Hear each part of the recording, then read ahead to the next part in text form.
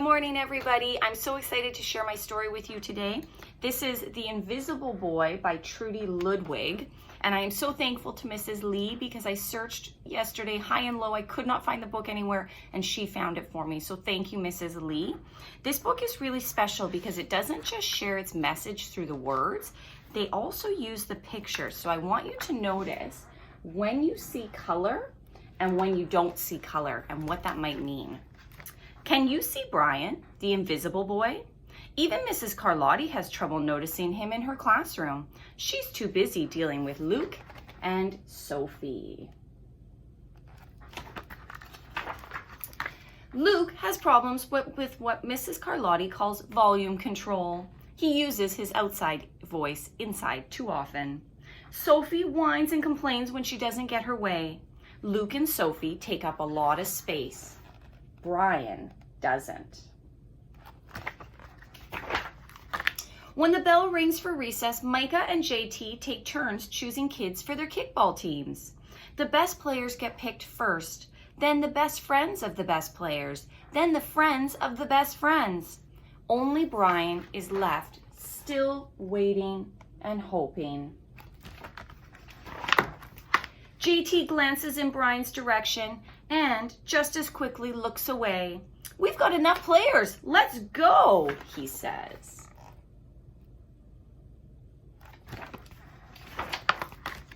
In the cafeteria, Madison and her friends talk about her birthday party. "The rope swing over the pool was so cool," says JT. "Yeah, so was the water slide," adds Fiona. "That was the best pool party ever." "I'm so glad you guys had fun," says Madison. Everybody did, except Brian. He wasn't invited. So what do you notice about the other kids and then Brian's character? At choosing time, while the other kids play board games and read, Brian sits at his table doing what he loves to do. He draws fire-breathing dragons scaling tall buildings. He draws space aliens locked in intergalactic battles, greedy pirates digging for treasure, and superheroes with the power to make friends wherever they go. On Monday morning, Mrs. Carlotti introduces Justin, a new student to the class. Brian smiles shyly at him. Some of the other kids sneak looks at Justin to decide if he's cool enough to be their friend. They haven't made up their minds yet.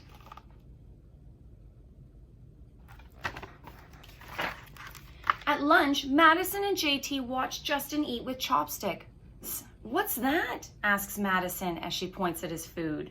"It's bulgogi," says Justin. "My grandma made it for me. It's a Korean barbecued beef. Do you want to try some?" "Ew, no way," says someone. And all the kids laugh, all of them. That is, except Brian. He sits there wondering which is worse, being laughed at or feeling invisible.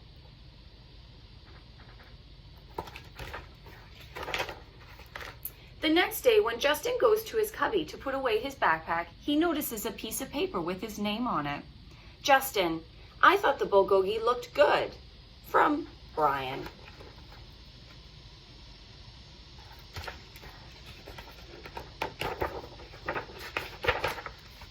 At morning recess, Brian finds a piece of chalk on the ground and starts drawing away.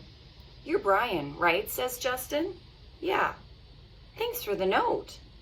"Hey, Justin," Emilio calls out. "Let's go. You're up next at tetherball." "Sorry, I gotta go," says Justin. By the way, that's a really cool drawing. What do you notice about the picture of Brian down here? What's happened to him? Back in class, Mrs. Carlotti asked the kids to team up in 2s or 3s for a special project. Brian heads toward Justin, but then Emilio says, "I'm with Justin. Find somebody else." Brian looks at the floor and wishes he could draw a giant hole to swallow him up. But then Justin says, "Mrs. Carlotti said we can have up to 3 people in our group. We're only 2. Come on, Emilio. Let him go with us."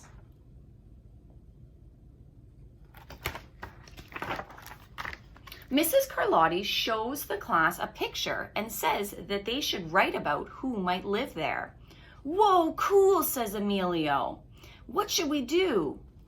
I don't know, says Justin, but I bet Brian could draw the pictures to go with our story. Brian smiles as he takes out his lucky pen. What do you notice about Brian now in the illustration? Something pretty big has changed. You can see that they are enjoying working together, they're having fun, and everybody is in color. It's lunchtime again, Brian's least favorite part of the day. Another 20 long minutes of kids talking and laughing with everyone but him. Brian, he hears someone shout, Brian, come over here. Brian turns and sees Justin waving him over.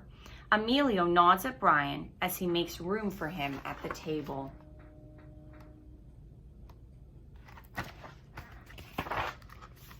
Cookie? Thanks, they say. Maybe, just maybe, Brian's not so invisible after all. I hope that you really enjoyed the story. It's one I love because it reminds me that what I do matters and that I can include people and that I can make them feel important and make them feel cared about through how I treat them. And so I hope today that you will think about how you are making people feel through your actions. Thanks so much, everybody. Bye.